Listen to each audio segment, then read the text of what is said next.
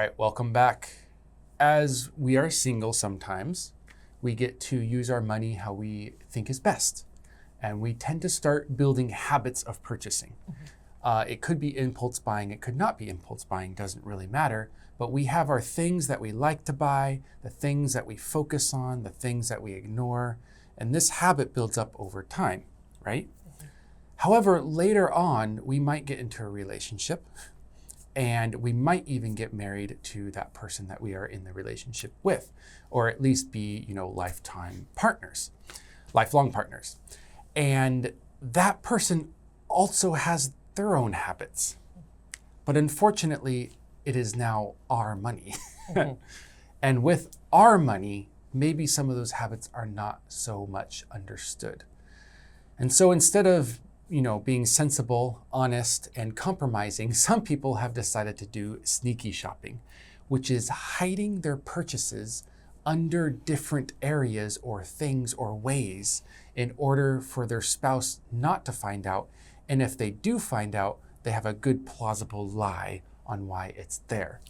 Some examples given were hiding some new shoes in old shopping bags or old bags that you bring into the house so that it doesn't look like they're new, or they don't suspect that, there's a pair of shoes in the old Tesco's bag or whatever.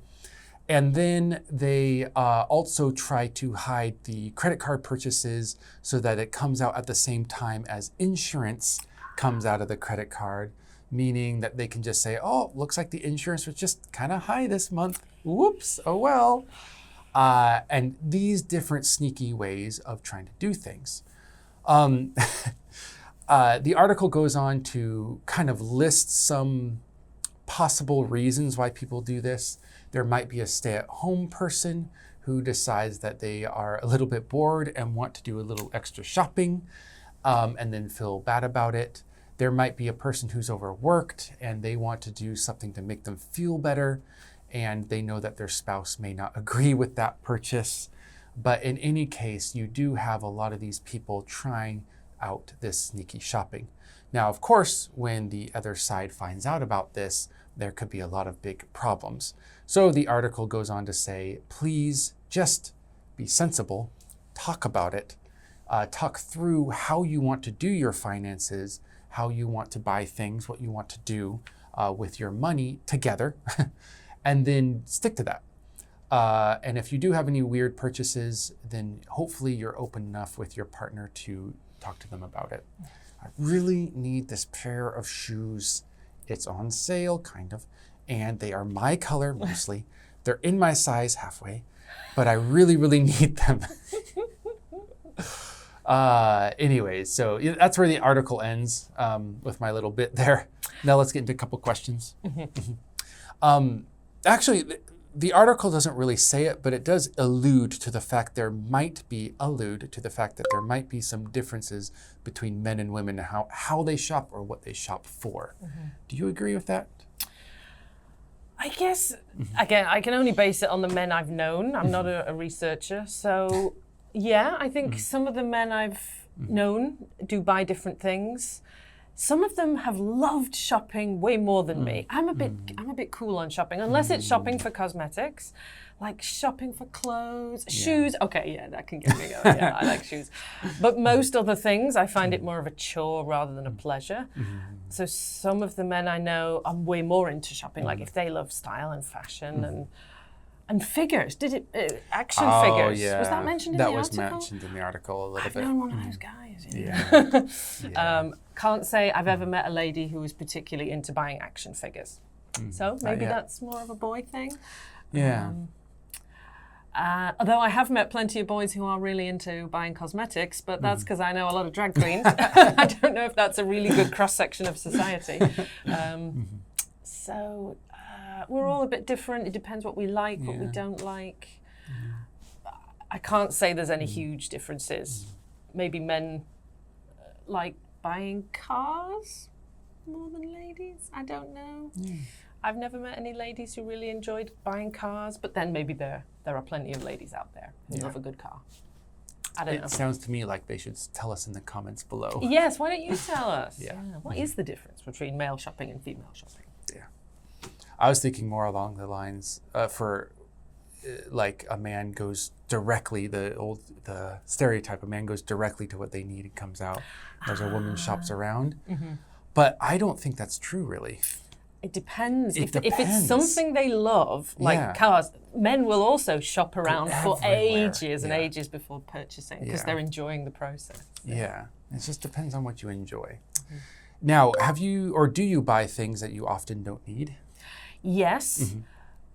But again, I've only in specific areas and only after much careful thought. I know I don't need more cosmetics. I know that, but it is my joy. And I have a specific budget. Again, I have a specific process to try and limit the impulse factor from it and make sure I really, really want it before buying. But yeah, I do buy a lot of makeup and I know I don't need that. But in other areas, I try to keep it to the things I need. Yeah. But that's also because I kind of hate shopping for other things. So it's not much effort to limit that. I don't have to go shopping again? Great. I've got enough. Fantastic. Yeah.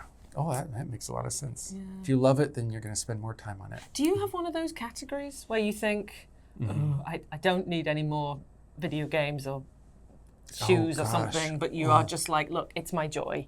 I'm going to let myself have. Absolutely. The problem with me is I get these random interests and they will come and go, but it's a lot of the times revolving. So there was a time where it was like every video game I can get my hand on, I'm doing it. And then there's a time where I'm like, I don't really play anymore. What do I do? Then I get into like, I want to paint action figures.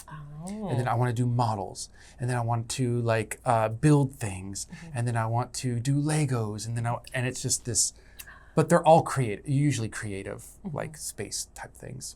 Right now I'm into building D&D campaigns. That sounds really fun. Not running them, just writing them. And that's a great one. I don't think you need to buy much in order to build a D&D campaign. I have everything I need. Just my mind and something to type on.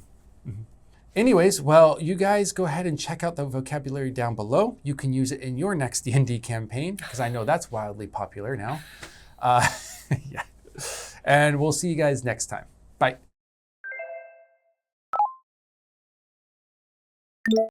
Spouse. Spouse. Discreetly. Discreetly.